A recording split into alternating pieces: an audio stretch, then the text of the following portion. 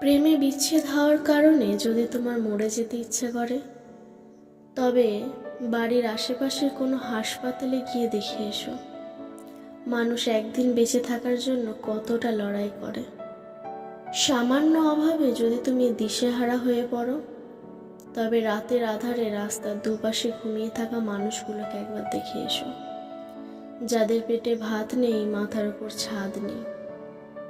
যদি তুমি কালো হওয়ার কারণে নিজের মুখ লুকিয়ে বেড়াও অন্যদের কাছ থেকে, তবে অ্যাসিডে ঝলসে যাওয়া মানুষগুলোর দিকে তাকাও, যারা নিজেদের সেই ঝলসানো চেহারা নিয়েও সমাজে ঘুরে বেড়াচ্ছে অবলীলায়।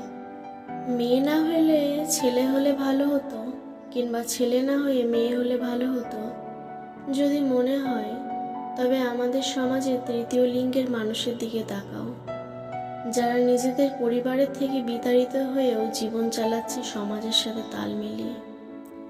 যদি নারী বলতে টাকা লোভী, ছলনাময়ী, ধোঁকাবাজ মনে হয়, তবে নিজের মায়ের দিকে তাকাও, যে তোমার বাবার অভাবের সংসারে না খেয়ে পড়ে আছে, তবুও ধনী কাউকে বিয়ে করার পথ বেছে নেয়নি।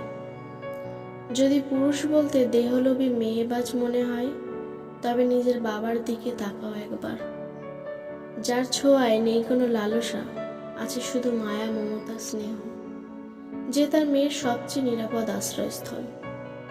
নিজের মধ্যে যদি কখনো অহংকার এসে পড়ে, তবে কোনো সমাধিস্থল ঘুরে এসো, যেখানে তোমার চেয়ে বড় বড় জ্ঞানী, সুন্দরী এবং সফল ব্যক্তিরা মাটির নিচে শুয়ে আছে।